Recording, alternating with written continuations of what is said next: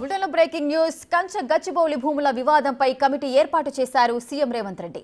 Deputy CM Bhatti Vikramarka, మంత్రులు శ్రీధర్ బాబు, పొంగులేటి శ్రీనివాసరెడ్డితో మంత్రుల committee వేశారు.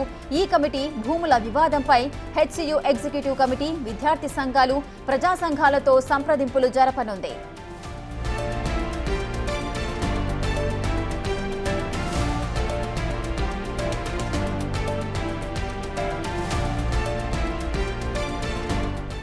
మరింత సమాచారం మా అసోసియేట్ ఇన్పుట్ ఎడిటర్ నగేష్ అందిస్తారు.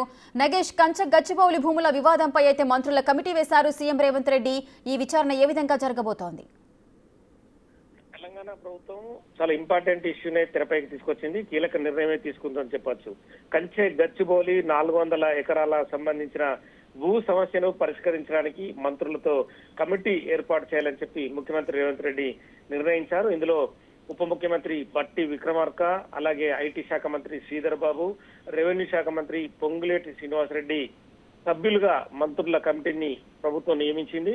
హైదరాబాద్ సెంట్రల్ యూనివర్సిటీలో ఉన్న కార్యనిర్వాహక కమిటీతో పాటు జేఏసీ, అలాగే విద్యార్థుల ప్రతినిధి బృందంతో ఈ కమిటీ సంప్రదింపులు జరుపుతుంది.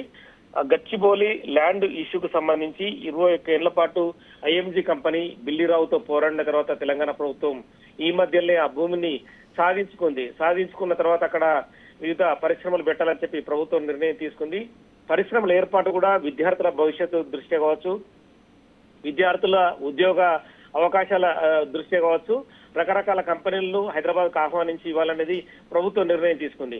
కానీ అక్కడ చెట్లు పెరిగిందని చెప్పి, అటవీ సంపద ఉందని, నెమళ్ళు జింకలు తిరుగుతున్నాయని చెప్పి రకరకాల ఆరోపణలు వచ్చిన నేపథ్యంలో సుప్రీంకోర్టు కూడా ఇవాళ స్టే ఇచ్చింది. స్టే ఇచ్చిన తర్వాత 6 నెలల పాటు ఆ స్టే కొనసాగుతుందని చెప్పింది.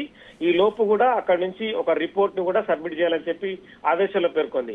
కానీ అలాగే సుప్రీంకోర్టు స్టే ఉండడం, అలాగే 6 months తో పాటు ఈ వ్యవహారం అలాగే కొనసాగుతుండడం పైన కూడా తెలంగాణ ప్రభుత్వం కూడా కీలక నిర్ణయం తీసుకుందని చెప్పొచ్చు.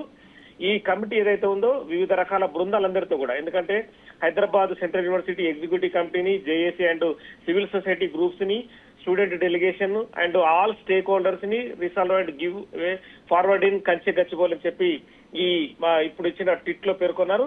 సో వీళ్ళందరినీ సంప్రదింపులు జరిపిన తర్వాత వాళ్ళందరినీ ఒక వేదిక మీద తీసుకొచ్చి వాళ్ళందరితో మాట్లాడడం సామరస్య ధోరణిలో, ఎందుకంటే ఆ భూములకు సంబంధించి అంటే పరిశ్రమలు కానీ, వివిధ దేశాల్లో ఉన్న కంపెనీలను ఆహ్వానించడం కానీ, తెలంగాణ అభివృద్ధి ఎలా ముందుకు సాగుతుంది, తెలంగాణ అభివృద్ధికి సంబంధించి వాళ్ళందరికీ వివరించి తదుపరి వాళ్ళందరినీ ఒకతాటి మీటింగ్కు తీసుకురావడం కోసం ఈ కమిటీ తోడ్పడుతుందని చెప్పి ప్రభుత్వం భావిస్తుంది. రేపటి నుంచి ఈ కమిటీ రంగంలోకి దిగి వివిధ రకాలుగా, అంటే ఒకరి తర్వాత ఒకరిని బృందాలుగా ఏర్పడి వాళ్ళందరితో సంప్రదింపులు జరిపి గతంలో ఏం జరిగింది, ఇప్పుడు తెలంగాణ ప్రభుత్వం ఏం చేయబోతుందని చెప్పి కూడా వాళ్ళందరికీ కూడా ఒక పూర్తి క్లారిఫికేషన్ ఇచ్చిన తర్వాత ఈ రిపోర్ట్ ని అవసరమైతే సుప్రీంకోర్టులో సబ్మిట్ చేసి ఆ సుప్రీంకోర్టుకు కూడా ఎలా ముందుకెళ్తుంది ప్రభుత్వం, ప్రజల అవసరాల దృష్ట్యా, రాష్ట్రం డెవలప్మెంట్ దృష్ట్యా అవన్నీ కూడా కోర్టుకు కూడా వివరించే అవకాశం కనిపిస్తుంది.